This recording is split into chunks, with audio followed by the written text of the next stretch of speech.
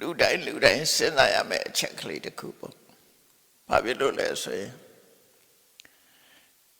ဘဝမှာအမြဲနေထိုင်ရတယ်ဆိုတာမရှိဘူးဘဝတစ်ခုရပြီလို့ရှိရင်ဘဝရဲ့ပြီးဆုံးတဲ့နေ့ဆိုတာရောက်လာပါပဲမြတ်စွာဘုရားကိုယ်တိုင်ကလည်းလောကမှာသင်္ခါရမှန်သမျှပဲရပါမပြည့်ဘူးဆိုတာဟောထားတာဖြစ်တယ်မိသည့်အတ္တလောကကြီးတစ်ခုလုံးမိသည့်ပုဂ္ဂိုလ်ပဲဖြစ်ဖြစ်အချိန်တန်လို့ရှိရင်ဘဝတစ်ခုကထွက်ခွာသွားမှာပဲဖြစ်တယ်အမြဲတမ်းနေရတဲ့ပုဂ္ဂိုလ်ဆိုမရှိဘူးအဲ့တော့လူတိုင်းဟာဒီအချက်ကိုသိထားပြီဆိုလို့ရှိရင်ကိုသွားမဲ့နောက်ဘဝအတွက်အာမခံချက်ရပြီလားစဉ်းစားရမှာပေါ့နော်လူတိုင်းသွားမှာတော့သိကြတယ်အဲ့တော့ကိုသွားရမယ့်နေရာကိုရွေးချယ်ပြီးတော့အာမခံချက်ရှိပြီလားအာမခံချက်ဆိုတာဒီဘဝမှာပြင်ဆင်ထားသည့်အတွက်ကြောင့်နောက်ဘဝမှာစိတ်ချမဲ့အနေထားမျိုးအကယ်၍သောတာပန်ဖြစ်ပြီဆိုရင်တော့ဒါအာမခံချက်ရှိပြီအာမခံချက်ရှိပြီဆိုတော့အပယ်လေးပုံတရေတရိစ္ဆာန်ပြိတ္တာသူရကဲဆိုတာမရောက်တော့ဘူးဆိုတာထင်ရှားတယ်သောတာပန်ဖြစ်ရင်တော့အာမခံချက်ရှိသွားပြီတဂရကနာကအာမခံချက်ရှိတယ်လို့ဆိုရမယ်ရှန္ဒပုဂ္ဂိုလ်တွေကြတော့နောက်ဘဝဆိုတာမရှိတော့ဘူးဒီဘဝဟာနောက်ပိတ်ဆိုတောင်းမို့ပစ္စည်းမဘဝိကလို့ခေါ်တယ်ပစ္စည်းမဘဝမှာဖြစ်တဲ့ပုဂ္ဂိုလ်တွေရှန္ဒဖြစ်သွားရင်ပစ္စည်းမဘဝိကနောက်ဆုံးဘဝနောက်ဆုံးဘဝဆိုတာပါရမီရင့်တန်လာတဲ့ပုဂ္ဂိုလ်တွေကြတော့ဒီသေချာပေါ့ဒါနောက်ဆုံးဘဝဆိုတဲ့လာတဲ့ပုဂ္ဂိုလ်တွေရှိတယ်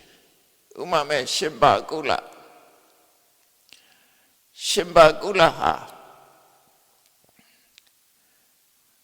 မွေးလာတဲ့အချိန်မှာမြစ်ထဲသွားပြီးတော့ရေချိုးတယ်သူတို့ရည်ရွယ်ချက်လည်းရှိပါမို့အဲ့ဒီခေတ်ကတော့အိမ်မှာရေချိုးတာမရှိလို့လည်းဖြစ်ကလေးလေးကိုမြစ်ထဲမှာရေချိုးပေးတာအဲ့တော့မြစ်ထဲရေချိုးပေးခြင်းဖြင့်ကျမ်းမာတဲ့တန်းစင်တယ်ဆိုတဲ့ယူဆလည်းရှိကောင်းရှိလိမ့်မယ်ခင်းကမြစ်ထဲမှာသွားရေချိုးတာရေချိုးတဲ့အချိန်လေးမှာငါးကြီးတစ်ကောင်ကအနာနာရောက်လာပြီးဒီကလေးလေးကိုဟတ်သွားတာအဲ့တော့ကလေးပေါက်စာလေးကငါးပါးစပ်ထဲပါသွားတာသို့တော့အဲ့ဒီငါးကြီးကကလေးလေးမြူပြီးကြတဲ့ကသူဆောက်တည်ရမရပဲနဲ့ရှေးဆုံးမျောပြီးတော့သွားလိုက်တဲ့အခါမှာအောက်မြို့ရွာဒေသရောက်သွားပြီးတော့ငါးရီရဲ့ဖန်နာကိုခံလိုက်ရတော့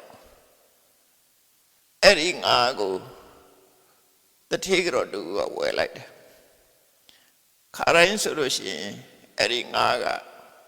ချက်တက်ပြုတ်တဲ့လူတွေကပဲငါးကိုခရီးကြဖြတ်ကြလုပ်တယ်အဲ့ဒီနေတော့တထေးကြော်ကြီးကဒီငါးကိုသူကိုယ်တိုင်ခွဲခြင်းနဲ့စိတ်ပေါက်လာအဲ့ဒါနဲ့ငါးရဲ့ပိုက်ကိုခွဲလိုက်တဲ့အခါကလေးလေးတော့တွေ့တယ်အဲ့ရှင်ဘကုလဟာမွေးတာကတဏှာကြီးတာတဏှာဆိုတော့သူကဘာကုလဘာဆိုတာဓိလို့အဓိပ္ပာယ်ရတယ်နှစ်ဦးအဲ့တော့သူမှမွေးစားတဲ့အမေကတစ်ခုမွေးစားတဲ့အမေရဲ့အမျိုးကတစ်ခုမွေးဖွားတဲ့အမေရဲ့အမျိုးကတစ်ခုဆိုပြီးတော့ခင်းကမြင့်မှာနော်မိခင်ရင်စီသွားလိုက်မွေးစားတဲ့အမေထနေလိုက်နေအမေတို့ချမ်းသာတာနေရတယ်ပြောချင်တာကတော့ပစ္စည်းမဘူိကဆိုတဲ့ပုဂ္ဂိုလ်ဟာငါဟတ်သွားပြီမသိဘူးလို့ပြောလို့သူကဒီဘဝမှာယန္နာဖြစ်ကိုဖြစ်ရမယ်ဘဝမျိုး အဲ့ဒါမျိုးပစ္စည်းမဘွေကလို့ခေါ်တယ်နောက်တစ်ခါမလမင်းသားရှင်ဓဗ္ဗဆိုတာရှိတယ်ဓဗ္ဗဆိုတာပညာရှိလို့အဓိပ္ပာယ်လည်းရတယ်နောက်ဓဗ္ဗသမန်မြတ်လို့လည်းအဓိပ္ပာယ်ရတယ်သမန်မြတ်ကျတော့ဒုဗ္ဗလို့လည်းရေးကြတယ်အဲ့ဒီရှင်ဓဗ္ဗအလောင်းကလေးလေးကလည်းပဲသူကိုယ်ဝန်ရှိနေတဲ့အချိန်လေးမှာသူမိခင်ဆုံးသွားတာဆုံးသွားတော့မမွေးသေးခင်မွေးကနေမှဆုံးသွားတာဆုံးသွားတော့ကိုယ်ဝန်နဲ့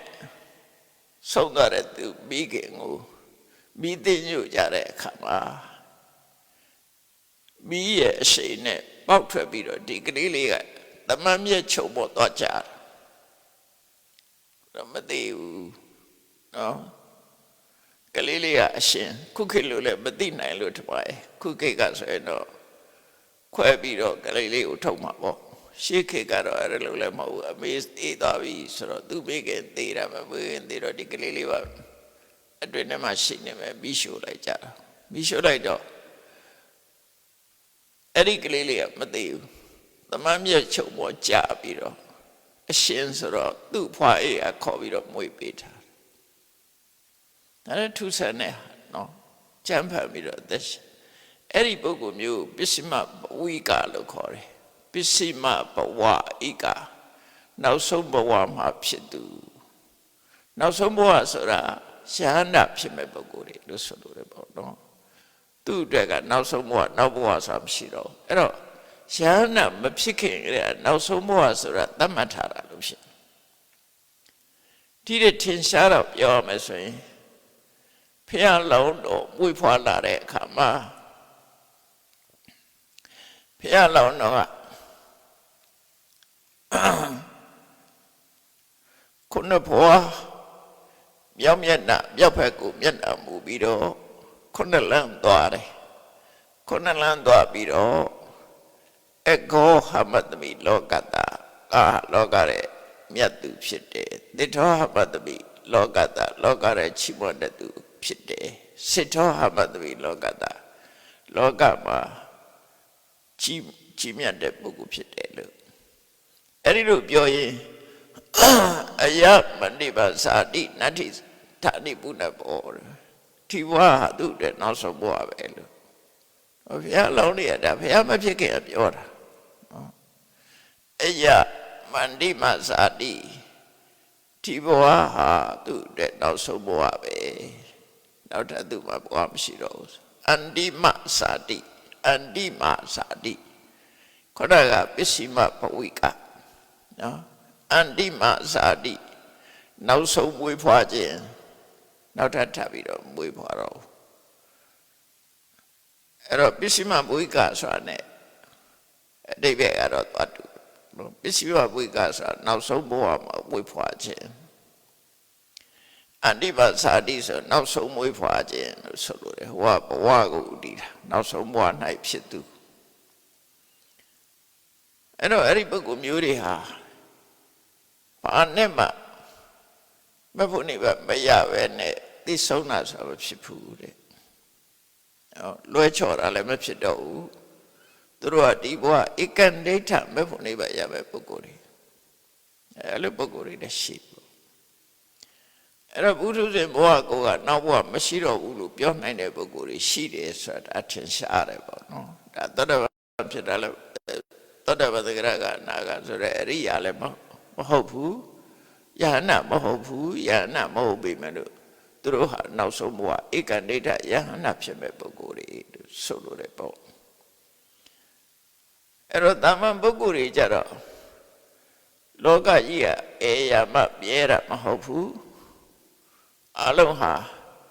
ပြောင်းလဲရမယ်အနေအထားမျိုးရှိတယ်တတ္တလောကကြီးတစ်ခုလုံးဟာအပြောင်းလဲတွေရှိတယ်ထို့တူပဲဩကာသလောကဆိုတရဝရရဲ့တရားဘုံဌာနဒါရက်လည်းအပြောင်းလဲတွေအများရန်ဖြစ်နေတယ်သင်္ခါရလောကဆိုတာမပြောနဲ့တော့တတ္တလောကဩကာသလောကနှစ်ခုပေါင်းလိုက်သင်္ခါရလောကခေါ်တာပဲလေ တော့ပြောမယ်ဆိုရင်သင်္ခါရလောကရုပ်တရားနံတရားတွေကိုအဓိကထားပြောလို့အလုံးရုပ်တရားနဲ့ကင်းတာမရှိဘူးနံတရားတော့ရှိတဲ့အခါရှိတယ်မရှိတဲ့အခါမရှိဘူးသက်ရှိတဲ့မဲ့အဲ့တော့တတ္တလောကဩဃတလောကသင်္ခါရလောကလောကသုံးပါးဘယ်လောကမှာထာဝရဆိုတာမရှိဘူးလို့ဆိုလို့တယ်အဲ့တော့တရားရဲ့တရားပုံဌာနဆိုတဲ့ဩဃတလောကကြီးကလည်းထာဝရမဟုတ်ဘူးချိန်တန်တော့သူလည်းကဘာမိလောက်ပျက်စီးတယ်သို့မဟုတ်လေးကြောင့်ပျက်စီးတယ်သို့မဟုတ်ရေကြောင့်ပျက်စီးတယ်ဒါရဲ့ပြောက်ွယ်သွားမယ်ဟာကြီးပဲထို့တူပဲဩဃတလောကကြီးပြောက်ွယ်သလိုတတ္တလောကကြီးကလည်းပဲရွှေရှာပြောင်းလဲပြီးတော့နေကြတာဖေးရမှာမမြဲဘူးအဲ့တော့ကိုပြန်စဉ်းစားရမှာတော့ငါဟာတတ္တလောကကလူတယောက်ပဲတတ္တလောကထဲမှာထာဝရနေရတဲ့လောကမှာထာဝရနေရတဲ့ပုဂ္ဂိုလ်ဆိုတာမရှိဘူးဧကနိဋ္ဌနောက်ဘဝကိုတမလုံးဘဝလို့လည်းခေါ်တယ်ဧကနိဋ္ဌနောက်ဘဝဆိုတာရှိမှာပဲအဲ့ဒီနောက်ဘဝအတွက်ငါမှာဘယ်မှနေပဲဆိုတာကိုအမခံချက်ရပါလားဘယ်ဘဝတဏှာကမလွတ်သေးလို့ရှိရင်ရွေးချယ်ရမယ်သဘောရှိတယ်ဟောသောတပန်မဖြစ်သေးလို့ရှိရင်အဆိုးနဲ့လည်းကြုံနိုင်တယ်အကောင်းနဲ့လည်းကြုံနိုင်တယ်သောတပန်ဖြစ်သွားရင်တော့ကာမ7ဘုံတွေကအပယ်4ဘုံကလွတ်သွားပြီသိချတယ်အဲ့ဒီမြောက်တော့ဘူးအဲ့ဒါတော့အာမခံချက်အောက်မသွားဘူးဆိုတော့ပြေဝရသွားပြီသောတပန်မဖြစ်သေးရင်တော့အပယ်4ဘုံကတော့ဘုံကြီးလည်းမလွတ်ဘူးလူလည်းမလွတ်ဘူးပုရုဇဉ်မှန်လို့ရှိရင်ပြောလို့မရဘူးရှေးတုန်းကရန်တော်တွေဧရကပတ္တနဂမင်းရဲ့ဇက်ကိုကြည့်မဆိုရင်ရန်တော်တစ်ပါးဟာလေးစီးသွားရင်နဲ့ကဏ္ဍမှာရှိတဲ့တပင်လေးကိုလမ်းပြီးတော့ဆွဲလိုက်တာလေးရှိန်နဲ့တပင်လေးကပြတ်သွားတာအမှန်တမဲ့ဖြစ်သွားတာသူစိတ်ထဲမှာဒါလေးကမပြောပါတော့ဘူးဘုန်းကြီးဆိုတာကတပင်တွေပါလေဖြတ်စည်းခွင့်မရှိဘူးဖြတ်စည်းရင်အပြစ်ရှိတယ်ပေါ့အဲ့ဒါနဲ့ပြိမြက်ကလေးကိုလမ်းဆွဲလိုက်တော့အဲ့ဒီပြိမြက်ကလေးကပြတ်ပါလားမတော်တဆဖြစ်တာပဲဆိုအသာနေတာသင်ကနေကြတော့ငါတိလားစင်ကြယ်လားလို့သူစဉ်းစားလိုက်တဲ့အခါကျတော့အဲ့ပြိမြက်ဖြတ်ဆွဲတာလေးတစ်ခုကသူ့အတွက်လာပြီးစတော့စတဲ့ဖြစ်နေမပြောပါတော့တဲ့ဟာလေးကလာပြီးတော့စိတ်ထဲမှာနောက်ဆက်ဖြစ်နေတာတခြားတော့သူဘာကျူးလွန်တာမရှိဘူးဒါပေမဲ့လို့အဲ့ဒီပြိမြက်လေးဖြတ်မိတာကိုထေသနာမကြားကြရဘူးဆိုစိတ်ကအဲ့လိုဖြစ်တယ်အဲ့ဒီစိတ်နဲ့ပြန်တော်မူသွားတဲ့အခါမှာဧရကပတ္တာဆိုတဲ့နာမည်နဲ့တကားကြီးသွားဖြစ်တယ်မွေကြီးပေါ့ပင်လယ်ထဲကမွေကြီးတစ်ကောင်သွားဖြစ်တာအဲ့တော့မွေဆိုတာတိရစ္ဆာန်ပဲလေမွေဆိုတာတိရစ္ဆာန်ပဲနတ်မျိုးမဟုတ်ဘူးသို့တော့နတ်တွေကအသုံးချနေတာလည်းဖြစ်နိုင်တယ်စတုမာရဲ့နတ်ပြည်အော်လို့တရားမင်းကလည်းပဲပင်လယ်ထဲမှာဒါဝိနနတ်ပြည်လုံခြုံရေးအတွက်ပထမအဆင့်အာလိန်50ဆိုတာကြောက်ကြလိမ့်မယ်ပါဠိလိုအာလိန်ဒခန္ဓာစခန်း5ခုရှိတယ်ဒါဝိနဒီမြင့်မို့တောင်ထိပ်မှာဒါဝိနနတ်ပြည်ရှိတယ်မြင့်မို့တောင်အောက်ခြေမှာအတုရနတ်ဘုံရှိတယ်အဲ့ဒီနှစ်ခုကြားမှာစတုမာရဲ့နတ်ဘုံနဲ့လူဘုံရှိတယ် မြတ်မို့တောင်ခပန်းမှာစတုမာတဲ့နတ်ဘုံရှိတယ်လူဘုံရှိတယ်နော်အဲ့ဒီမှာတရားမင်းကြီးကအတုရတွေနဲ့မကြာခဏစစ်ဖြစ်တဲ့အခါမှာအဆောင်ချထားတယ်အတုရနတ်ပြည်ကမြင့်မို့တောင်ရဲ့တောင်ချေဆိုတော့ရေထဲမှာမြုပ်နေတာပင်လဲအောက်လို့ဆိုပါတော့အဲ့ဒီကနေပြီးတော့အတုရတွေကစစ်တိုက်ဖို့တာဝရိန္ဒနတ်ပြည်ကိုတက်ဖို့ဘယ်ချိန်မှသူတို့တက်တတ်တုံဆိုလို့ရှိရင်တာဝရိန္ဒနတ်ပြည်မှာကတခုတ်ပွင့်တယ်တခုတ်ပင်ကလေပင်လက်ကတိပင်ပွင့်တယ်တာဝရိန္ဒနတ်ပြည်ကပင်လက်ကတိပင်တနေ့တစ်ခါပွင့်တယ်တာဝရိန္ဒနတ်ပြည်ရဲ့အထိတ်မှတိပင်ကပင်လက်ကတိအတုရနတ်ပြည်ကြတော့တခုတ်ပင်ပွင့်တခုတ်ပင်ပွင့်ပြီဆိုရတဲ့အတုရတွေကသူတို့ရဲ့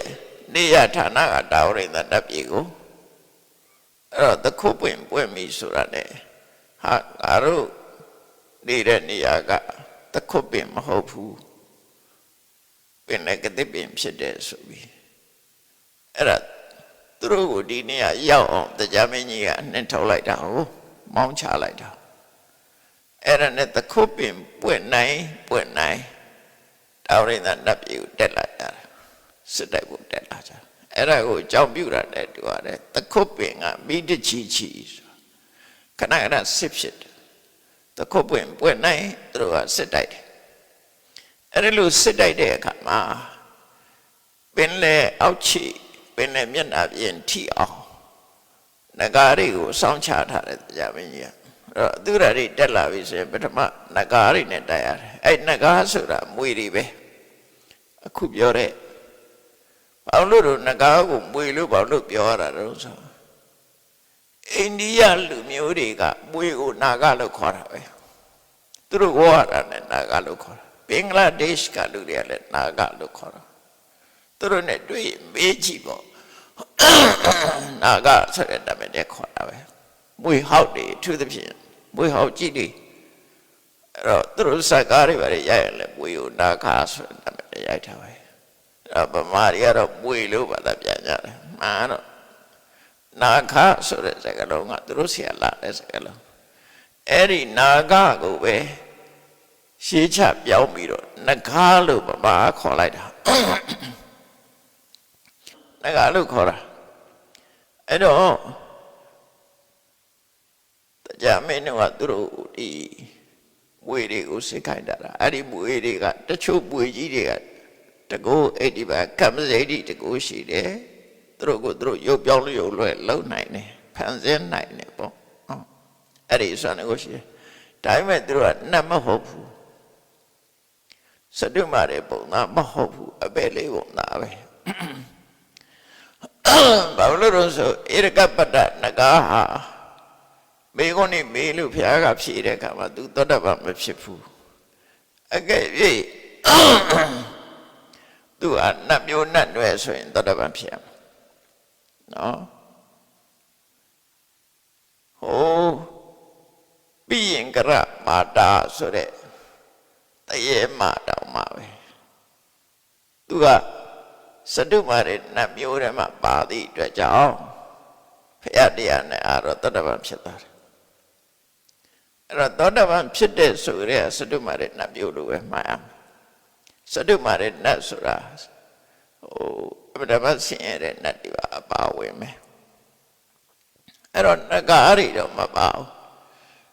မြတ်စွာဘုရားသာသနာတော်မှာလူရောင်ဖန်ဆင်းနိုင်တဲ့နဂါရကောင်ကဘုရားသာသနာလူရောင်ဖန်ဆင်းပြီးဝင်လာဘူးတယ်ဝင်လာတဲ့အခါမှာသူကလူပုံဖန်ဆင်းထားတဲ့အတွက်ကြောင့်လူလိုပဲထင်ပြီးတော့ရန်ခံပေးလိုက်ကြတာနဂါဟာလွတ်လွတ်ကျွတ်ကျွတ်အိပ်ပျော်သွားလို့ရှိရင်ဖန်ဆင်းတာပြည့်ပြည့်သွားတယ်ပြည့်သွားတော့မွေးခန္ဓာကိုယ်ကြီးဖြစ်နေအဲ့ဒီကိုတော်ကသူတော်ရတဲ့နေရာကနေပြီနော်သူတော်ရတဲ့နေတဲ့အချိန်မှာအဖော်ရန်နဲ့နေတဲ့အချိန်မှာသူ့ကိုသူမသိအောင်လို့သူကလူရောင်ဖန်ဆင်းနေတာ သူတပါးတဲ့နေတဲ့အချိန်လေးမှာသူကအိပ်ပျော်သွားတာအိပ်ပျော်သွားတော့ဟိုအဖော်ရန်လာတဲ့အခါမှာသူကအိပ်ပျော်သွားတဲ့အခါနဂါကြီးပြန်ဖြစ်နေသူနေတဲ့ကြောင်းထဲမှာနဂါကြီးနဲ့ပြေးနေနဂါအခွေတွေနဲ့ပြေးနေတော့ဟိုကတော့လန့်អော်တာအဲ့ဒါနဲ့သူ့ဆက်ကြောင်းပေါ်သွားတာပေါ်သွားတော့မြတ်စွာဘုရားကမြတ်စွာဘုရားမေးတဲ့အခါကျတော့မှသူကနဂါဖြစ်တဲ့အကြောင်းရှင်းပြတာအဲ့တော့မြတ်စွာဘုရားနဂါဟာတိရစ္ဆာန်မျိုးဖြစ်သည့်အတွက်ကြောင့်သာသနာ့ဘောင်ဝင်ခွင့်မရှိဘူးလို့ဆိုပြီးတော့သူကရံဘောတိတ်ခွင့်မရတော့ဘူးပေါ့နော်အဲ့ဒီဇာလန်လေးရှိတယ်ပေါ့ဒါပေမဲ့အဲ့ဒီဝီနေတဲ့မှာနဂါကိုအကြောင်းပြုပြီးတော့တိရစ္ဆာန်ကတလို့ဆိုတော့လေအဲ့ဒီထဲမှာတရားတွေနတ်တွေပါထည့်သွင်းထားတာထည့်သွင်းတာတိရစ္ဆာန်ပြလို့ထည့်သွင်းတာတော့မဟုတ်ဘူးတရားပဲတိရစ္ဆာန်ဟုတ်မလဲဒါပေမဲ့တိရစ္ဆာန်ကတလို့သုံးလိုက်တာရဟန်းဖြစ်ခွင့်မရတာချင်းတူလို့ပြောတယ်လို့ပဲယူဆရနော်ဒါပေမဲ့နဂါကတော့တိရစ္ဆာန်သိကြတယ်တရားကတော့တိရစ္ဆာန်မဟုတ်ဘူးသူကသောတာပန်ဖြစ်တယ်နော်ဖြစ်နိုင်တယ်တရားတို့တရားများရနိုင်တယ်အဲ့တော့အမျိုးဆက်အနေနဲ့ကတရားကနတ်တွေကနတ်ပဲနတ်မျိုးနတ်တွေပဲနဂါလို့တိရစ္ဆာန်လို့ခေါ်လို့မရဘူးသို့တော့အဲ့ဒီတိရစ္ဆာန်ကတော်ဘိက္ခွေနဥပတ္တပရိတ္တဘောတိရစ္ဆာန်ကိုရံခမပေးရဘူးဆိုပြညာချက်ရှိတယ်အဲ့ဒီထဲမှာနတ်တွေလေပြမာတွေကိုလည်းရံခပေးရတာမဟုတ်သည့်အတွက်ကြောင့်အဲ့ထဲထည့်သွင်းတယ်လို့ဆိုထားတာထည့်သွင်းတယ်လို့ဆိုတာနဲ့တရားဟာတိရစ္ဆာန်လို့ပြောလို့မရဘူးတိရစ္ဆာန်ဆိုတဲ့သုံးနဲ့သုံးတာတော့မဟုတ်ဘူးနော်အကြောင်းပြုတာတော့အဲ့နဂါကိုအကြောင်းပြုတာဘာလို့လဲဆိုနဂါပြောတော့ကမြတ်စွာဘုရားတုံမေခွိတ္တနာဂါအဝိရုံလိဓမ္မသာသနာမှာလူသားတယောက်လို့မဲ့ဖို့နေပါရလာအောင်ဖြစ်နိုင်တဲ့အနေအထားမရှိဘူးလို့ပြောတယ်ဒါကြောင့်မို့နဂါဘဝနဲ့ကုသကောင်းမှုပဲလောက်ပါဆိုပြီးတော့ယဟန်ခံွယ်မပေးတာနော်အဲ့တော့စာပေကျမ်းကမှာတရားတို့ဘာလို့လဲပဲတိရစ္ဆာန်ကတာတဲ့ထဲ့သွင်းတယ်ဆိုတာတိရစ္ဆာန်ဖြစ်လို့ထဲ့သွင်းတာမဟုတ်ဘူးရဟန်းဖြစ်ခွင့်မရတာချင်းတူလို့ထဲ့သွင်းတယ်လို့ဒီလိုယူရမယ်အဲ့လိုမို့ဆိုတရားကိုသွားတိရစ္ဆာန်လို့ပြောလို့ရမလားနတ်တွေကိုတိရစ္ဆာန်လို့ပြောလို့ရမလားမရဘူးသူတို့ကတရားတို့တရားများရနိုင်တယ်လေနတ်အရိယာတွေပြည့်နေတာပဲအဲ့တော့ဟုတ်ပြီအဲ့ဒီနဂါတွေကမွေတွေကပင်လယ်တွေကနဂါကြီးတွေမွေကြီးတွေကအတုရတွေတက်လာရင်သူတို့ကခုခံကြတယ်ကဲပြီးမနိုင်လို့ရှုံးလာတဲ့အခါကျတော့ပင်လယ်မျက်နှာပြင်ရောက်လာရောက်လာတော့ဘသူတွေနဲ့တွေ့တော့ဆိုကလုံးနေအဲ့ဒီကလုံးဆိုတဲ့ကောင်ကတော့ခုခေတ်မှာကလုံးကိုရှာတွေ့ကြလားပုံနဲ့ပဲတွေ့နေကြအမှန်တော့ကလုံးဆိုတာလင်းုံငှက်ကြီးတွေကိုခေါ်တာပဲဒိဗ္ဗပက္ခိဝိသုဒ္ဓစက္ခုဆိုပက္ခိအတောင်ရှိတယ်ဒိဗ္ဗဓိစာငှက်လို့ပြောတာပဲဓိစာဆိုတာငှက်ဒိဗ္ဗဓိစာပက္ခိတောင်ရှိတယ်ဝိသုဒ္ဓစက္ခုဒီ eagle ဆိုတဲ့လင်းုံငှက်ကြီးတွေမျက်လုံးကသိတောက်ပါတယ်အမြင့်စွမ်းအားကအမတ္တမထမြက်တယ်အမတ္တဝေးလံတဲ့နေရာကအကောင်းမြင်ရတယ်ဥပမာပဲရေထဲကငါသွားတာတောင်မြင်ရတယ်ဒီကောင်းတယ်တင်းရုံးကကြည့်တယ်အရှိန်ဝါလည်းကြီးတယ်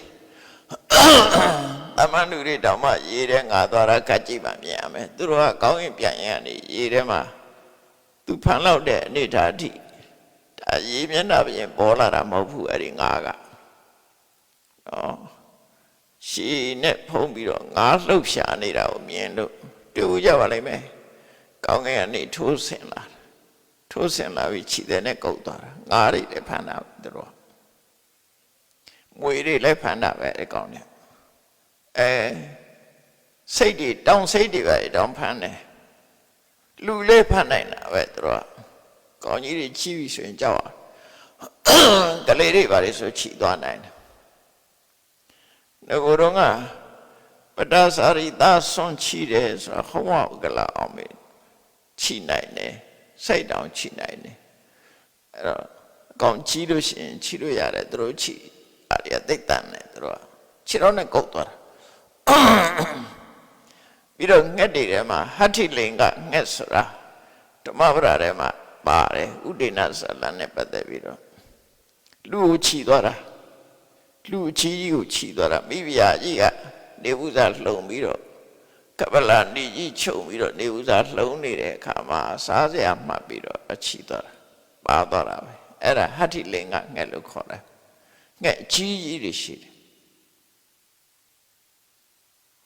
အဲ့လိုဟာတွေအရှိတော့လူတောင်ချီနိုင်တယ်ပေါ့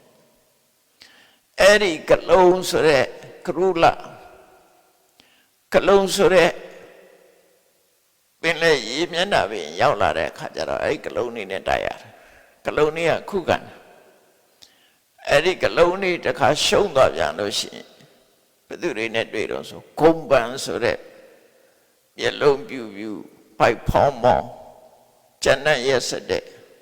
ဂုံပန်ဘလူကြီးတွေနဲ့တိုက်ရတယ်ဂုံပန်ဒလို့ခေါ်တယ်အဲ့ဒီကောင်ကြီးတွေအဲ့ဒီကောင်ကြီးတွေကနဲ့တိုက်သူတို့ကရှုံးသွားတဲ့အခါကျတော့ဘယ်သူနဲ့တိုက်တော့ဆိုရက်ခဆိုတာတွေနဲ့တိုက်ရတယ်ရက်ခတွေရှုံးသွားတဲ့အခါစတုမာတဲ့နတ်မင်းကြီး၄ယောက်နဲ့တိုက်ရတယ်အဲ့ဒါကိုပထမစခန်းမှာနဂါတွေနဂါတက်ချထားတယ်ဒုတိယစခန်းအပေါ်ရောက်လာတဲ့အခါကလုံးတက်အဲ့ဒီပေါ်ကျော်လာရင်ခုံပန္ဒတက်အဲ့ဒီတော့ကျော်လာလို့ရှင်ရက်ခတက်အဲ့ဒီဟိုဘက်ရောက်တဲ့အခါစတုမာရနမင်းကြီး၄ပါးရှုံးသွားရင်တော့တာဝရိသနတ်ခိတ်ဝရောက်လာအဲ့ဒီကြရင်တော့တရားမင်းကြီးကိုယ်တိုင်ထွက်ရတယ်တရားမင်းကြီးကိုယ်တိုင်ထွက်လာတယ်အဲ့ကြတော့အဲ့ဒီမှာတရားမင်းရုပ်တုလေးလှုပ်ထားတယ်လို့ပြောတယ်အဲ့ဒါမြင်ရင်တော့သူတို့လမ်းပြီးပြေးကြတယ်သူရာတွေအဲ့တော့သခုတ်ပင်ပွင့်နိုင်သူတို့စစ်တိုက်လို့သခုတ်ပင်ကမိတချီကြီးဆိုတာအဲ့ဒါပြောအားလိ50တောက်ရိတ်သနတ်ပြေကိုကာကွယ်ထားတာအားလိ50နဲ့ကာကွယ်ထားဟုတ်ပြီအဲ့တော့နဂါဆိုတာလေတရိစ္ဆာန်မျိုးနွယ်တယ်ပါတယ်ကလုံးကလည်းတရိစ္ဆာန်မျိုးနွယ်တယ်ပါတယ်ခုနကုမ္မန္တတို့ရက်ခတို့ဘာလို့ကြတော့စတုမာရထဲပါတယ်အာလဝကတို့ဘာလို့ကြသောတပန်ဖြစ်သွားလေရက်ခမျိုးနွယ်ပဲဖျက်တရားနာတဲ့အခါတော့တဘာဝအဖြစ်အဲ့ဒီကောင်ကြီးတွေချမ်းတန်ရက်စစ်တယ်ပေါ့အဲ့တော့တတ္တလောကမှာရှိတဲ့တတ္တဝါတွေဟာမျိုးစုံရှိတယ်မျိုးစုံရှိတော့ဘယ်တတ္တဝါပဲဖြစ်ဖြစ်အချိန်တန်လို့ရှိရင်ကိုနေတဲ့ဘဝအနေထွက်ခွာရမယ်ဆိုတော့နောင်သွားမရမယ့်ဘဝဆိုတာရှိကိုရှိလားနောင်သွားရမယ့်ဘဝတခြားဘာသာတွေမှာလည်းရှိတာပဲလေနောက်ဘဝတချို့မှရှိတယ်နောက်ဘဝအများကြီးတော့မရှိဘူးဘုရားဘာသာမှာတော့တန်တရားရှိတယ်ဟိန္ဒူဘာသာမှာလည်းတန်တရားရှိတယ်ဒီဘဝပြီးရင်နောက်ဘဝပြီးနောက်ဘဝတန်တရားမှာရှိတယ်တချို့ဘဝတွေကြတော့ကောင်းကင်ဘုံဆိုတဲ့နောက်ဘဝသို့မဟုတ်ထာဝရငရဲဆိုတဲ့နောက်ဘဝအဲ့ဒီနောက်ဘဝအဲ့တော့ဘုရားဘာသာတွေကြတော့နောက်ဘဝအတွက်ဘာအမခံချက်ရထားလဲတမန်ပုဂ္ဂိုလ်တယောက်အနေနဲ့ကိုယ့်ကိုဆန်းစစ်ထားဖို့လိုတယ်နောက်ဘဝအတွက်အမခံချက်ရပြီလားအဲ့တော့ ਨੇ ပတ်သက်ပြီးတော့မြတ်စွာဘုရားဟောထားတဲ့သုတ်တံလေးတစ်ခုမှတ်သားပြီးတော့အဲ့ဒီတိုင်နေထိုင်တော့ဒါသောတပန်မဟုတ်လေအမခံချက်ရတယ်လို့ပြောလို့ရအဲ့ဒီတိုင်နေမဲ့ဆိုလို့ရှိရင်အမခံချက်ရတယ်လို့ပြောအဲ့ဒီမှာနတ်သားတယောက်ကမြတ်စွာဘုရားကိုမေးခွန်းလာမေးတာရှိတယ် ကိန္တုရဖိတာစနတာနေကာလူတွေဟာဘာဖြစ်လို့စိုးရိမ်စိတ်တွေနဲ့နောက်ဘဝအတွက်သွားရမှာကြောက်နေကြတာလေတဲ့ဘာကြောင့်ဒီဘဝလူတွေအများအားစိုးရိမ်စိတ်ရှိတယ်နောက်ဘဝအတွက်စိုးရိမ်စိတ်ရှိနေကြတယ်မေဃောစနေကာယတနာပေါတော်မြတ်စွာဘုရားကလမ်းကြောင်းတွေအမျိုးမျိုးဟောပြထားတာရှိတယ်ပေါ့နော်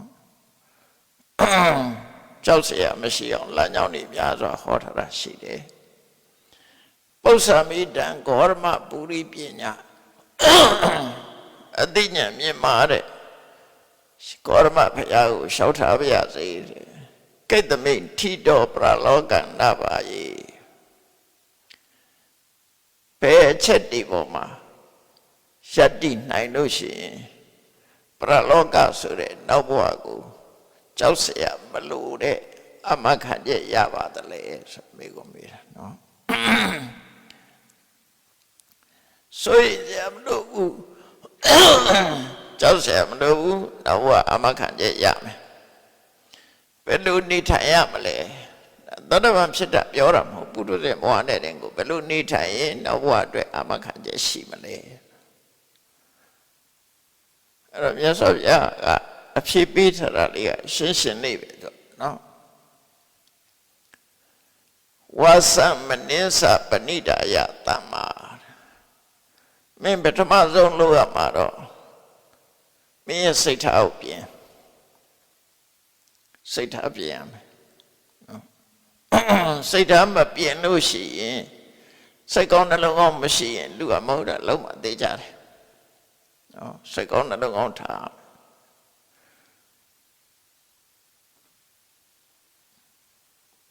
မဟာကဏ္ဍယုံဆရာတော်ဘုရားကြီးကသူ့ကျောင်းမှာစာရန်ချိတ်ထားတာရှိတယ်ဆရာတော်ရှင်ဇနကပြီးဝန်တာဆရာတော်ရဲ့ပါချိတ်ထားစိတ်ကောင်းရှိဖို့ကပထမ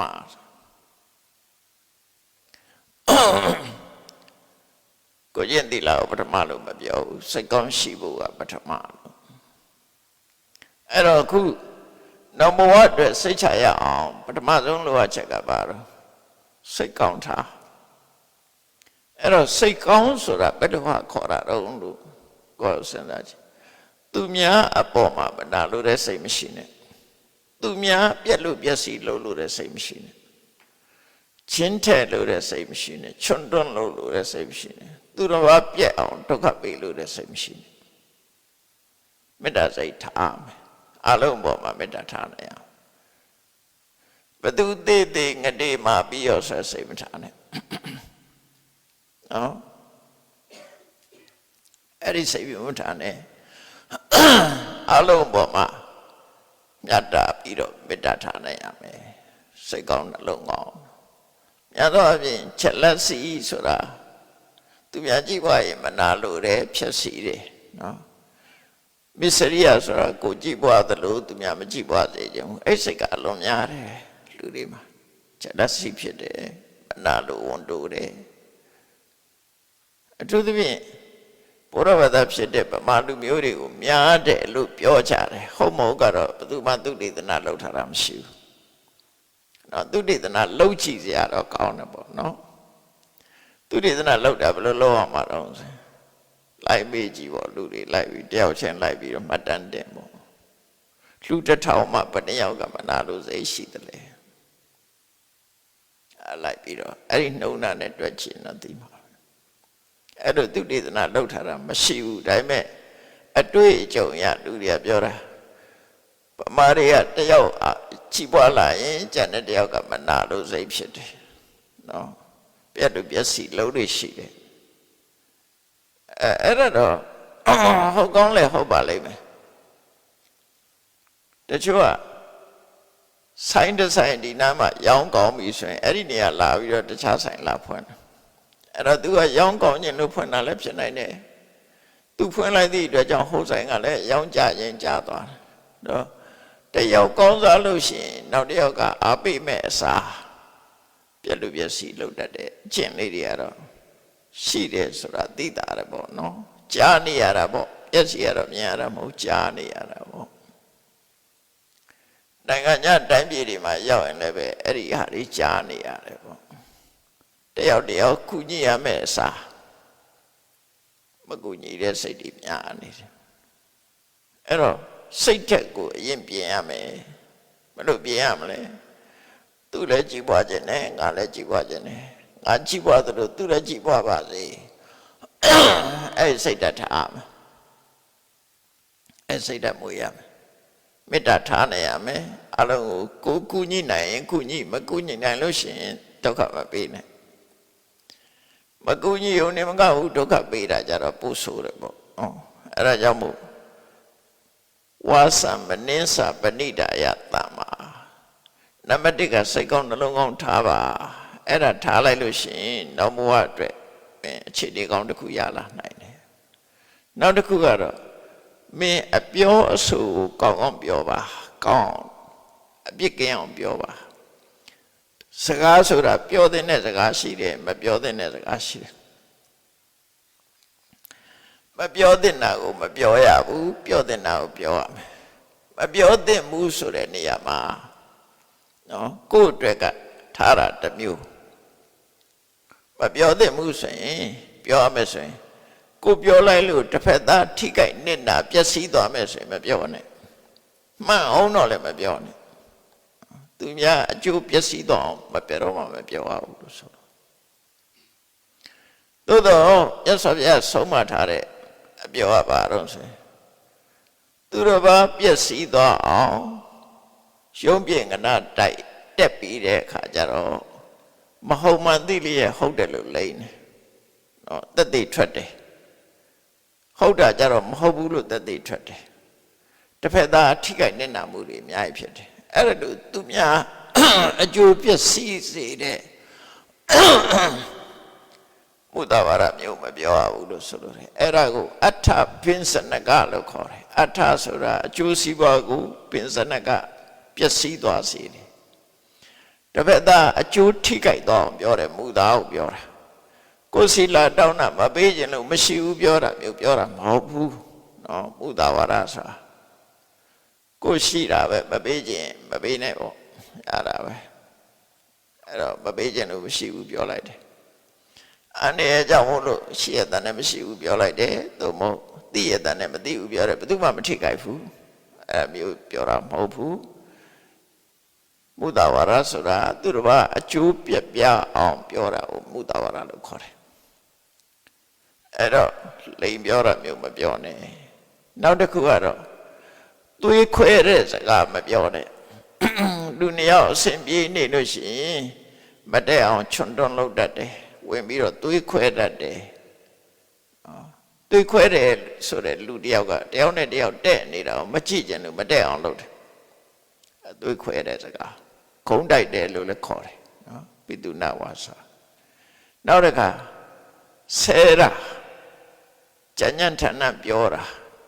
လူတစ်ဖက်သားမခံကျင်လောက်အောင်ဆဲရိတ်တိုင်းထွာပြီးတော့ပြောတာအဲ့ဒီလိုပြောတာဖရုဒဝါစာအဲ့တော့နှုတ်ကပဲပြော Facebook ထဲကပဲရေးဆဲတာပဲတစ်ဖက်သားမခံကျင်အောင်မပြောရဘူးလို့သူတို့ဆိုလို့အဲ့ဒါဖရုဒဝါစာတမ္ပပလပဆိုတာတော့ကိုပြောတဲ့စကားဟာတန်ဖိုးမဲ့တဲ့စကားဖြစ်တယ်တန်ဖိုးမဲ့ရင်တော့ကအစိတ်တောက်ဖြစ်တဲ့စကားမျိုးတွေပေါ့နော်ကျိုးမဲ့တဲ့စကားမျိုးတွေတန်ဖဆိုတဲ့အဓိပ္ပာယ်ကတန်ဟိတဒုက္ခံပလပတိဟိတဒုက္ခကိုပျက်စီးစေတဲ့စကားလို့ပြောတာနော်အကျိုးစီးပွားအတွက်ပါတခုမှထောက်ကူမဖြစ်ဘဲနဲ့ပျက်စီးစေတဲ့စကားမျိုးတွေသူကပိုးကျပြန့်တယ်ပေါ့ဟိုလိန်နာလည်းမဟုတ်ဘူးနော်ဟိုတွေးခွဲတာလည်းမဟုတ်ဘူးဆဲတာလည်းမဟုတ်ဘူးသို့သောသူပြောလိုက်တဲ့စကားဟာလူတွေရဲ့စိတ်ဓာတ်ကိုစိတ်ခတ်လိုက်တယ်လို့ဖြစ်သွားမဟုတ်တဲ့လမ်းကြောင်းပဲရောက်ကုန်ဝိုင်းစင်ပေါ့ခုခေတ်ဆိုရင်တော့ brain wash ပေါ့အဲ့လိုပဲနေရာမှာနော်မဟုတ်တာတွေရိုက်သွင်းထားတယ်တဘာဘလာဘာ brain wash လုပ်တာဖြစ်တယ်အဲ့ဒါနဲ့နိစ္စတယ်နော် တံဟိတဒုက္ခံပလပတိဝိနတေတိဧတိနာတိတံဖန်လို့စာပေကျမ်းကမှာအဓိပ္ပာယ်ဖွင့်တယ်လူတယောက်ရဲ့ဟိတဒုက္ခဟိတဆိုတာချမ်းသာရဖို့အကြောင်းတရားဒုက္ခဆိုတာချမ်းသာအကျိုးနဲ့အကြောင်းနှစ်ခုတွဲထားတာဟိတကအကြောင်းဒုက္ခကအကျိုးဟိတရှိမှဒုက္ခဖြစ်တာအဲ့ဒါကြောင့်မို့အဲ့ဒီကောင်းရကောင်းကြောင်းဖြစ်တဲ့အကြောင်းတရားနဲ့အကျိုးတရားနှစ်ခုစလုံးကိုပျက်စီးအောင်ပြောတာဆိုအဲ့ပြောတဲ့စကားကိုတမ္ဖပလာပတမ္ဖဆိုတာအကျိုးမရှိတဲ့စကားပိန်ဖြင်းတဲ့စကားလို့ဆိုတဲ့အဓိပ္ပာယ်ကတော့စဘာပင်ကလာတဲ့ဩဟာရပဲစဘာပင်ကအတိအဆန်ထဲရမယ့်အချိန်မှာမထဲဘူးဆိုရင်အဲ့ဒီစပယ်နံကဘာမှထဲတဲ့အဆန်မပါတော့အဖြင်းစဘာဖြင်းလို့ခေါ်တယ်ထဲထဲမှာအဆန်မပါဘူးအခွန်မဲ့ထွက်လာတယ်အဲ့ဒါဆိုတာရှိတယ်နော်ထဲထဲမှာအဆန်မပါပဲနဲ့အခွန်ကြီးပဲအဲ့ဒါကိုရည်ရွယ်ပြီးတော့ပိန်ဖြင်းအနိတ္တရာမရှိတဲ့စကားမျိုးလို့သူတို့ဆိုလို့တယ်ပေါ့အဲ့ဒါကဝါရအနေနဲ့သုံးတာအနိတ္တရာမှတ်သားစရာမပါဘူးအနိတ္တရာမရှိဘူးတန်ဖိုးမရှိတဲ့စကားတန်ဖိုးမဲ့တယ်အခုပြောတဲ့တန်ဖရဲ့အဓိပ္ပာယ်ကျတော့တန်ဖိုးမဲ့ယုံနဲ့မကဘူးကောင်းတာတွေပျက်စီးစေတာပါသေးတယ်သူကပို့လေးပဲရှိတယ်အဲ့တော့ brain wash လုပ်တာပေါ့စိတ်ကောင်းနှလုံးကောင်းတွေပျက်စီးသွားစေတတ်တဲ့စကားမျိုးအတွေးခေါ်တွေပြတ်သွားစေတတ်တဲ့စကားမျိုးအဲ့ဒါမျိုးအတမပလာပါတော့အဲ့ဒါမျိုးမပြောရဘူးလို့ဆိုလို့တယ်မြတ်စွာဘုရားဝါစံပဏိဒါယတမ္မာလူတယောက်ပျက်စီးသွားစကားအပြောကလူတယောက်ကိုပျက်စီးစေတာဟုတ်ကောင်းလဲကောင်းစေတယ်ပြက်လဲပျက်စီးစေတယ်ဒါမှမဟုတ်ပြောဆိုမှုကသိအရေးကြီးတယ်ပေါ့အဲ့တော့စိတ်ကောင်းနှလုံးကောင်းထားပြီးရင်အပြောဆိုအပြစ်ကင်းတဲ့စကားပြောပါအဲ့ဒါနဲ့ပတ်သက်ပြီးတော့ရသော်ဗျာဟောတာရှိတယ်စကားပြောရင်ကိုပြောတဲ့စကားသည်မှန်တာကိုသာပြောမယ်မမှန်တာမပြောဘူးမှန်ပြီးတော့အကျိုးရှိမှပြောမယ်အကျိုးမရှိရင်မပြောဘူးအကျိုးတော့ရှိတယ်မပြောတဲ့အချိန်မပြောဘူးပြောတဲ့အချိန်ကျမှပြောမယ်ပြောပြီးဆိုရင်လည်းရှင်ရင်ကြည်ကြည်စကလုံးလာနဲ့ပြောမယ်စကလုံးအသုံးအစားပြီးတော့ယဉ်ကျေးတဲ့စကလုံးနဲ့ပြောမယ်စိတ်ဓာတ်ကိုမေတ္တာနဲ့ပြောမယ်ဒေါသနဲ့မပြောအဲ့ဒါကြမှာအပြောကောင်းတယ်ဆိုပြောတာသူဝတိတဝါစာကောင်းတဲ့စကားဖြစ်တယ်အဲ့တော့နောက်မောအတွက်နံပါတ်1စိတ်ကောင်းထားနံပါတ်2ကအပြောဆိုပြင်းကောင်းအောင်ပြင်းဒီနှစ်ခုရသွားပြီနော်အဲ့ဒါကိုအချင်းချင်းပြောလိုက်မယ်ဆိုလို့ရှိရင်တော့စိတ်ကောင်းထားဆိုတာသူစရိုက်စိတ်ဒီမမွေးနဲ့လို့ပြောတာမနောသူစရိုက်3မျိုးအဲ့စိတ်ကောင်းထားဆိုတဲ့ထဲမှာသူကသူစရိုက်နဲ့ပြောမယ်မနောသူစရိုက်က3မျိုးရှိတယ်မနောသူစရိုက်3မျိုးဆိုတာဘာတော့သူများပစ္စည်းကိုလိုချင်တဲ့လောဘကင်းရမယ်သူတစ်ပါးကပျက်စီးလို့တဲ့စိတ်ကင်းရမယ်ကံကံဤကျိုးကိုသိမြင်တဲ့အမြင်ရှိရမယ်ပါဠိလိုအနာပိစာအပြပါဒ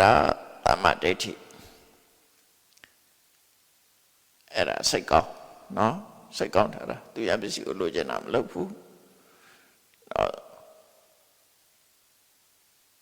သူများသိပါစေဆိုတဲ့ဒေါသမျိုးမရှိဘူးမှားယွင်းတဲ့အမြင်အယူဆမှားယွင်းတာလက်မခံဘူးအဲ့ဒီ3မျိုးဟာဒါမနောသူစရိုက်စိတ်ကိုကောင်းတာလို့ပြောလို့ရတယ်ထိတဲ့ပို့ချဲလို့ရှိရင်တော့ခုနကစိတ်ကောင်းတဲ့တော့ကောင်းတာအဲ့တော့အပြောဆိုဆင်ញင်ရမှာဆိုတာဝစီတုစရိုက်နဲ့ပတ်သက်တာမပြောနဲ့ဝစီတုစရိုက်ပဲပြောဝစီတုစရိုက်ကဘာတော့မနာပဲပြောတယ်တွေ့ခွဲစကားမပြောဘူးကြညံ့ထဏမပြောဘူးအကျိုးရှိတာပဲပြောတယ်ဒါဝစီတုစရိုက်အနှုတ်ပြောနဲ့ပတ်သက်ပြီးတော့အဲ့လိုခွဲနောက်တတိယချက်ကဘာတော့ဆို ကာယေနပပနိအကုပ္ပမနောကိုယ်ဒီလက်ရောက်ရှုံးမာတဲ့အလုပ်တွေမလုပ်ပါနဲ့နော်ရှုံးမာတဲ့အလုပ်ကိုယ်ဒီလက်ရောက်မဟုတ်တာတွေမလုပ်ပါနဲ့ဆိုပါပြောတော့သူများသက်သက်ဖို့မကြိုးစားပါနဲ့သူတစ်ပါးဥစ္စာခိုးယူဖို့မလုပ်ပါနဲ့သူတစ်ပါးသားမရပြင်းမာပြီးကျူးလွန်တာမလုပ်ပါနဲ့ကာယဒုစရိုက်သုံးခုရှောင်ပါသိက္ခာရှိရှိနေပါသူတို့ဆိုလို့တယ်နော်တော့စိတ်ကောင်းလဲထားတယ်စကားပြောလဲဆင်ញင်နေကိုယ်ဒီလျောက်လဲမကောင်းမှုတွေမလုပ်ဘူးဆိုဒီသုံးခုကတော်တော်လေးကိုပြည့်စုံသွားပြီကာယကဝစီကမနောကစင်ကြယ်တန်းရှင်းလာလူဘဝဟာဒါအခြေခံမယ်အခြေခံမယ်ဒါကြောင့်မလို့အထက်ကရာကဒီနေရာမှာရှင်းတာပုပ္ပသုတ်တိအင်္ဂါတဲ့လူတော်လူကောင်းဖြစ်ဖို့ရအတွက်အဲ့ဒီအချက်သုံးချက်နဲ့ပြည့်စုံအောင်အဲ့အချက်သုံးချက်နဲ့ပြည့်စုံအောင်မယ်လို့သူတို့ဆိုလို့တယ်နောက်ပြီးတော့ဒီလိုအခြေအနေကောင်းတွေဖန်တီးထားပြီးတော့ဒါကမလုံတဲ့နာတွေကိုဖယ်ခိုင်းတာလုံတဲ့နာကြတော့ပါတော့ကိုဟာလူဆိုတာဘဝတစ်ခုရလာလို့ရှိရင်စာဝတ်နေပြည့်စုံတဲ့ဘဝရှိတယ်စာဝတ်နေမပြည့်စုံတဲ့ဘဝရှိတယ်မပြည့်စုံတဲ့ဘဝကိုတော့မပြောဘူးပြည့်စုံတဲ့ဘဝကိုပြောလိုက်မယ်ဘဝနာပဏ္ဏခရမဝတ္တန်တော်တဲ့မင်းဟာကံကောင်းထောက်မှလို့စာဝတ်နေပြည့်စုံတဲ့မိသားစုအိမ်မှာနေတယ်ဆိုရင်မင်းပါလေလို့တဲ့ဆိုခုနအချက်သုံးချက်လုံးရင်ကိုပဲလူကောင်းဖြစ်ပြီနော်အဲ့ဒီတဲ့ပို့ပြီးပါလို့တဲ့မင်းမှာစားစရာတောက်စရာပြည့်ပြည့်စုံစုံနဲ့စီးပွားဥစ္စာပြည့်ပြည့်ဝဝနဲ့အဲ့ဒီလိုဘဝမျိုးမှာနေတဲ့ဆိုရင်တတ်တော့မင်းယုံကြည်ချက်ထားပါကံကံဤကျိုးကောင်းတာလို့ရင်ကောင်းတာရတယ်ဆိုယုံကြည်ချက်ထားသို့မဟုတ်ကုသိုလ်ရေးကိုစိတ်ဝင်စားလိုက်ပါပရဟိတအလုပ်ကိုမင်းစိတ်ဝင်စားပါဆုံးဖြတ်ထားပါမုဒုမောင်းမာတဲ့စိတ်မထားနဲ့မေတ္တာထားပါအလုံးပေါ်မှာမုဒုဆိုတာနုညံ့နဲ့ပျော့ပြောင်းတယ်လို့ပြောတာဒေါသတို့မာနတို့ကခက်ထန်တယ်လေအဲ့ဒီခက်ထန်မှုရဲ့ဆန့်ကျင်မဲ့နုညံ့ရမယ်ပျော့ပြောင်းရမယ်လူဟာရှင်ကျေးသိမ်မွေးရတယ်လူကြီးလူကောင် gentleman ဖြစ်ရမယ်သူတို့ဆိုလိုတာပေါ့နော် gentle ဆိုတာရှင်ကျေးတာလေ gentleman ဖြစ်ရမယ်လို့ဆိုလိုတယ်မုတုတံဝိပါခိကိုရထားတဲ့ပစ္စည်းကိုကိုမိသားစုမှာတောင်မှခွဲဝေသုံးပါကိုတယောက်တည်းမသုံးပါနဲ့ဒါနဲ့ဒါလို့တာပဲနော်သူချင်းချင်းကိုနဲ့အတူနေလို့ရှိရင်မျှဝေသုံးဆွဲပါလို့ပြောတာဘုန်းကြီးတွေဆိုရင်လည်းကိုเจ้าမနေတဲ့တန်ဃာတွေနဲ့မျှဝေသုံးဆွဲပါကိုတယောက်တည်းမသုံးပါနဲ့လူဆိုရင်လည်းကိုမိသားစုမျှဝေသုံးဆွဲပါအိမ်နာနှိကျင်နေနဲ့မျှဝေသုံးဆွဲပါတတ်နိုင်သို့မဟုတ်ကိုနေတဲ့ရွာနဲ့မျှဝေသုံးဆွဲပါတံဝိပါခိတတ်နိုင်တော့ခုညိပါသူများပမာရီကတော့အဲ့ဒီချက်သိပြောစရာမလိုဝတ္တိညူဆိုတာတစ်ဖက်သားရဲ့ခံစားချက်ကိုနားလဲပါဆိုတာငါသာချီးပွားခြင်းနဲ့စိတ်မထားပါနဲ့မစ္စရိယကင်ပါလို့ဆိုလိုတယ်နော်မစ္စရိယကင်ရမယ် selfishness လူတိုင်းကကဲ့ရဲ့ရှုပ်ချရမယ်အချက်ပဲနော်ကိုကြိုးရှာအတ္တကြီးတယ်ဆိုတာတွေပြောခံဝိရိယဆိုတာတစ်ဖက်သားကိုသဘောပေါက်နားလည်ရဆိုတော့တတ္တောမုထုတံဝိပါကိဝရိယကုသိုလ်ရေးမှာစိတ်ဝင်စားတာတတ္တာဒီမာမနာတွေဒေါသတွေမချီဘူးရှင်ကျေးလိမ္မာတာမုထု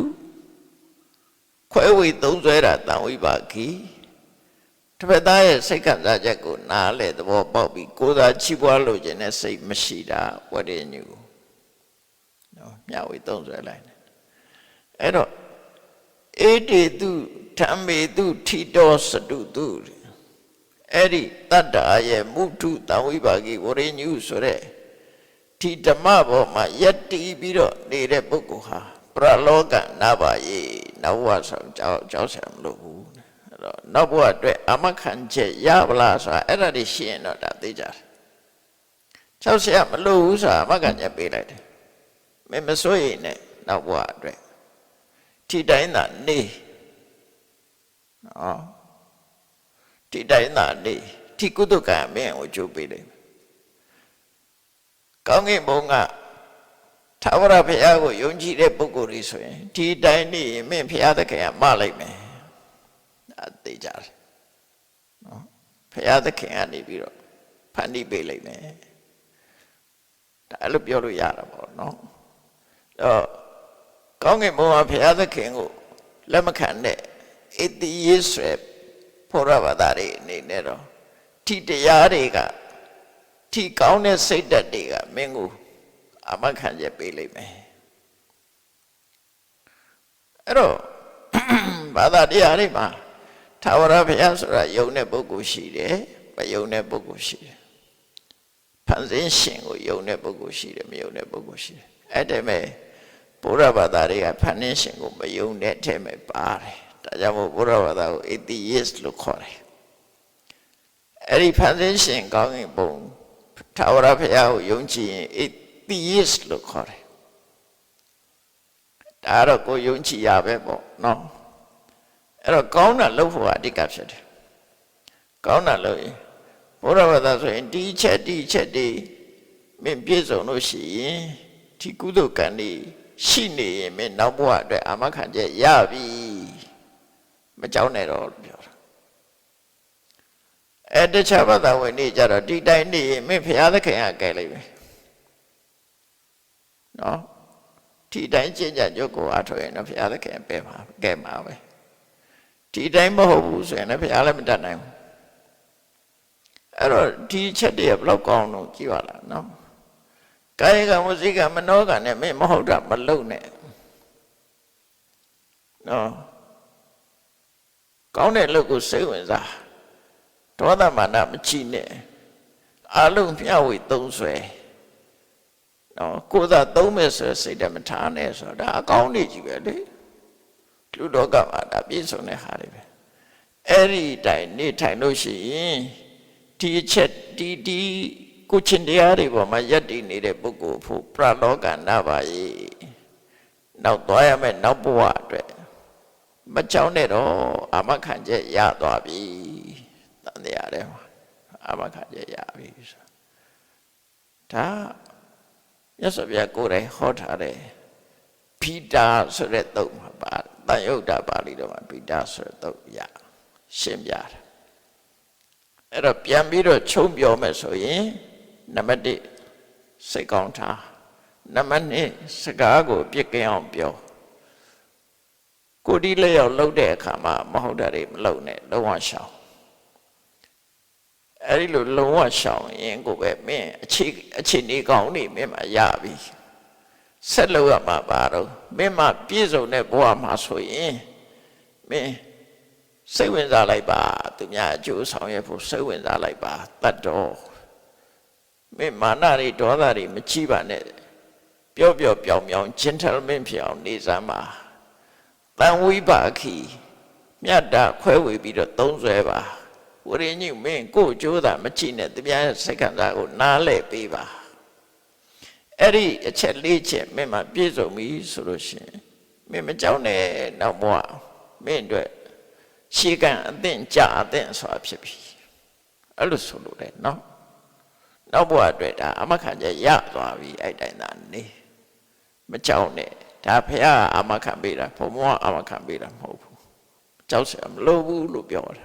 အဲ့ဟာတွေနဲ့ပြည့်စုံနေကြောက်စရာလုံးဝမလိုဘူးမစိုးရိမ်နဲ့သိကျင်တဲ့ချိန်သေးသူကသိကျင်သိမှာပဲဒီပြောလို့ရတော့မဟုတ်တာနော်